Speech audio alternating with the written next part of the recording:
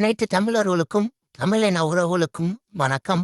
நேற்றைய தினம் முத்துராமலிங்கத்தேவர் அவருடைய பிறந்தநாள் விழா சிறப்பாக நடைபெற்றது. அதற்கு முந்தைய நாள், அதாவது 29ஆம் தேதி அவருடைய நினைவு நாள். அந்த நாளும் அனுசரிக்கப்பட்டது. நேற்றைய தினம் அவருடைய பிறந்த நாளை முன்னிட்டு பல தலைவர்கள், அதாவது தமிழ்நாட்டில் உள்ள முக்கிய தலைவர்கள் அனைவரும் கலந்து வந்தார்கள். அவர்கள் கலந்து கொண்டதும் அங்கே நடந்த சலசலப்புகளும் சுவாரஸ்யமான விஷயங்களும் பற்றி இன்று காணலாம்.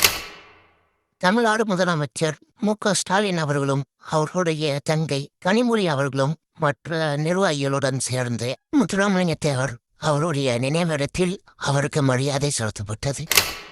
செய்தியாளர்கள் கேட்ட கேள்விக்கு நம்மளுடைய முதலமைச்சர் சூரிய பதில்கள் அனைத்தையும் பார்க்கும் பொழுது நமக்கு இப்படிப்பட்ட ஒரு முதல்வர் கிடைத்து விட்டாரே என்று பெருமை கொள்ளும் அளவிற்கு இருந்தது.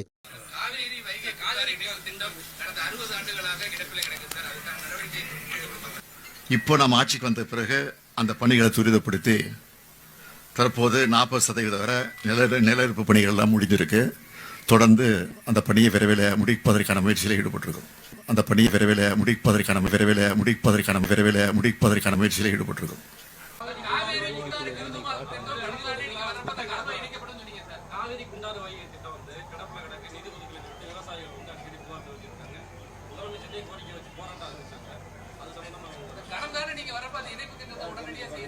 உடனடியாக சொல்ல முயற்சியில் ஈடுபடுவோம்னு சொல்லியிருக்கிறோம். இப்போ சொல்ல முயற்சியில் ஈடுபட்டு இருக்கோம். இந்த வருடம் அண்ணாமலை அவர்கள் வந்தார் என்றே தெரியவில்லை. சென்ற வருடம் நடிகர் சுரேஷுடன் வந்திருந்தார். அப்பொழுது பாரதிய ஜனதா கட்சியின் தலைவராகவும் இருந்தார். சென்ற ஆண்டு நடிகர் சுரேஷ் அவர்கள் அடுத்த முதல்வர் அண்ணாமலை அவர்கள் தான் என்று பரவசப்படுத்தினார். முத்துராமலிங்கத்தேவர் நினைவிடத்தில் புத்தங்கள் கொடுத்து பகிர்ந்த மகிழ்ச்சியாக கொண்டாடினார்கள்.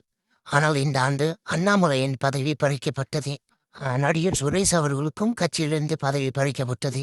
இந்த வருடம் அண்ணாமலை அவர்களின் மனநிலை எப்படி இருக்கும் என்றால், நான் சிவனேன்னு தானடா இருந்தேன், அடுத்த முதல்வர் சொல்லியே பதவி கழிவு நீட்டீங்களாடா, அந்த மாதிரியான மனநிலையில் தான் இருப்பது போல.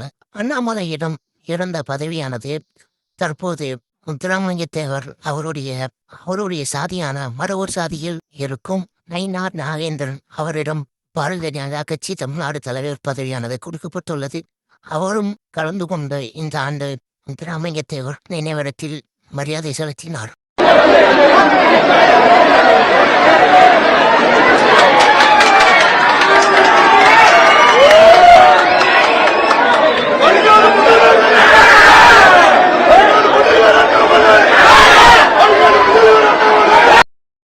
மாண்டையார் அவர்கள் முத்துராமலிங்கத்தேவர் நினைவிடத்தில் வேலை பார்க்கும் வேலையாட்களுடன் சலசலப்பு ஏற்பட்டது. அங்கே வேலை பார்க்கும் வேலையாட்களுக்கும் மாண்டையாருக்கும் ஏற்பட்ட சலசலப்பில் வேலையாட்களை ஒருவரை மாண்டையார் அடக்கி விடுகிறார். அதன் பின்பு வேலையாட்கள் ஒன்று கூறி அங்கே பெரிய சலசலப்பு ஏற்படுகிறது. மாண்டையார் உடனே தர்ணா போராட்டத்தில் ஈடுபடுகிறார். அங்கே வேலை செய்யும் வேலையாட்கள் அனைவரும் வெளியே செல்ல வேண்டும் அப்படின்னு தர்ணாவை ஈடுபடுகிறார். அங்கே இருக்கக்கூடிய வேலையாட்களுக்கு பாதுகாப்பு கொடுத்து மாண்டையாரையும் சமாதானம் பண்ணி பிரச்சனையை சுமூகமான முறையில் முடித்தார்கள். அதிமுக கட்சியின் சார்பாக எடப்பாடி பழனிசாமி அவர்கள் கலந்து கொண்டார். அவர் கலந்து கொள்ளும் பொழுதே நசுக்கப்பட்டோம், பெதுக்கப்பட்டோம் என்ற ஒரு நிலைதான் உருவானது. முத்துராமலிங்கத்தேவர் நினைவிடம் என்பது குறுகிய இடம் கொண்டதனால் எல்லா தலைவர்களாலும் நிற்க முடியவில்லை. அதனால் அங்கே நசுக்கி தள்ளி பிழிஞ்சு எடுக்கப்பட்டு அந்த மாதிரியான ஒரு சூழ்நிலை தான் உருவானது. அதிலும் எடப்பாடி பழனிசாமி அவர்கள் கலந்து கொண்டு மரியாதை செலுத்தினார். மரியாதை செலுத்திய பின்பு செய்தியாளர் சந்திப்பின் போது அதிமுக அரசு துரோகத்தால் வீழ்த்தப்பட்டது என்று கூறினார். அடுத்தது எப்பயும் போல நம்மளுடைய தளபதி ஒர்க் ஃப்ரம் ஹோம் என்பதை தெளிவாக செய்து கொண்டிருக்கும் டிவிகே கட்சியின் தலைவர் விஜய் அவர்கள் முத்துராமலிங்கத்தேவருக்கு பனை ஊரில் உள்ள தன்னுடைய அலுவலகத்தில் தாவேகா கட்சியின் தலைவர் விஜய் அவர்கள் அங்கே வைத்து முத்துராமலிங்கத்தேவர் அவருக்கு மரியாதை செலுத்தினார். ஒர்க் ஃப்ரம் ஹோம் கடமையை திறம்பட செய்து முடித்தார் என்பது அனைவருக்கும் மகிழ்ச்சியான செய்தி.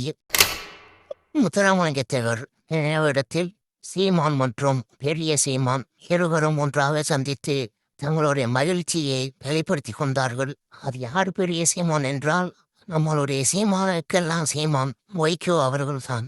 ஏனென்றால் சீமான் இப்பொழுதுதான் மேடைகளில் பொய்யாக பேசி வருகிறார். ஆனால் அதற்கெல்லாம் முன்னோடியாக இருந்தவர் வைகோ அவர்கள்தான். வாழ்நாளில் உண்மையே பேசக்கூடாது என்று இருவரும் சபதம் எடுத்திருப்பார்கள் போல. அந்த இருவரையும் பார்க்கும் பொழுதே மகிழ்ச்சியாக இருக்கிறது. கட்டி கழுவும் பொழுதே கண்கொள்ளா காட்சியாக இருக்கிறது. அதை தமிழ் தேசியம் பேசுபவர்கள் இதை பார்க்கும் பொழுதே மனநிலை எப்படி இருக்கும் என்றால், பார்த்து கோபால் மெதுவா அந்த மாதிரிதான் இருக்கும். இருவரும் பார்த்து மெதுவாக தழுவி கொள்ளுங்கள். யாரை எதிர்க்கிறோம், ஏன் எதிர்க்கிறோம் என்றெல்லாம் இங்கே யாருக்கும் தெரிவதில்லை. அரசியல் தலைவர்கள் யாரை எதிர்க்கிறார்களோ அவர்களை நாமும் எதிர்க்க வேண்டும். நமக்கு பிடித்த அரசியல் தலைவர்கள் யாரை ஆதரிக்கிறார்களோ நாமும் ஆதரிக்க வேண்டும். ஒரு ஆட்டு மந்தைகளாகத்தான் இங்கே தமிழ்நாட்டு மக்களும் தமிழ்நாட்டு இளைஞர்களும் இவர்கள் தேவைக்கேற்றது போல மக்கள் அனைவரும் செயல்பட வேண்டும் என்று இந்த ஒரு 10-15 அரசியல் கட்சி தலைவர்கள் தமிழ்நாட்டை இயக்கிக் கொண்டுதான் இருக்கிறார்கள். அதில் குறிப்பாக சீமான் அவர்களும் ஒருவர்தான். அதில் எந்த ஒரு மாற்று கருத்தும் யாருக்கும் கிடையாது. சீமான் சிரித்தால் அவர்கள் தம்பிகளும் சிரிக்க வேண்டும். சீமான் கோவப்பட்டால் தம்பிகளும் கோவப்பட வேண்டும். ஒரு கேவலமான ஒரு அரசியல் மனநிலையை தான் இங்கே உருவாக்கியுள்ளார்கள். சீமான் அவர்கள் வைகோவை கட்டி தழுவி பாசத்தை பொழிந்ததற்கு சரி என்றால், திருமாவளவன் அவர்கள் ராஜபக்சே அவர்களை சந்தித்ததும் சரிதான் என்று சொல்வோம். பன்னீர்செல்வம் மற்றும் செங்கோட்டையன் இருவரும் ஒன்றாக வந்து முத்துராமலிங்கத்தேவருக்கு மரியாதை செலுத்தினார்கள். அதன் பின்பு வந்த சசிகலாவுடனும் இணைந்து மூவரும் பேசிக் கொண்டிருந்தார்கள். அதன் பின்பு டிடிவியுடனும் பேசினார்கள். மூவரும் இணைந்து இந்த தேர்தலை சந்திப்போம் என்று கூறினார்கள். மூவரும் கல்லார் மறவர் ஜாதியை சேர்ந்தவர்கள்தான். அதனால் தங்களுடைய சாதியை ஓட்டை வாங்குவதற்கு மூவரும் இணைந்துள்ளார்கள். மற்றபடி மூவராலும் தமிழ்நாட்டை பெரிய மாற்றத்தை திருப்பத்தை ஏற்படுத்த முடியும் என்றால் ஒரு துளியும் முடியாது என்பதுதான் உண்மை. ஏனென்றால் அந்த 2 சாதிகளுடைய வாக்கு வங்கி என்பதே 1.3% மட்டுமே. தமிழ்நாட்டில் வெறும் 1.3% வைத்துக் கொண்டு எந்த ஒரு மாற்றத்தையும் ஏற்படுத்திவிட முடியாது. அவர்கள் சாதிய ஓட்டை வாங்குவதற்காக 3 பேரும் இணைந்துள்ளார்கள் என்பது மட்டுமே இங்கே நாம் புரிந்து கொள்ள வேண்டியதாக இருக்கிறது. ஜெயலலிதாவிடம் 90 டிகிரி வளைந்து இவ்வளவு நாள் நல்ல சொகுசாக வளர்ந்தார்கள். இப்பொழுது ஜெயலலிதா இல்லாத காரணத்தினால் 90 டிகிரி சாய்வதில் சிக்கல் ஏற்பட்டுவிட்டது போல. அதனால் எடப்பாடி விட்டு வெளியே வந்து இப்பொழுது 3 பேரும் ஒன்றாக இணைந்துள்ளார்கள். இதனால் தென் தமிழகத்தில் எந்த ஒரு மாற்றம் நிகழப்போவதில்லை. வட தமிழகத்திலும் எந்த ஒரு மாற்றம் நிகழப்போவதும் இல்லை.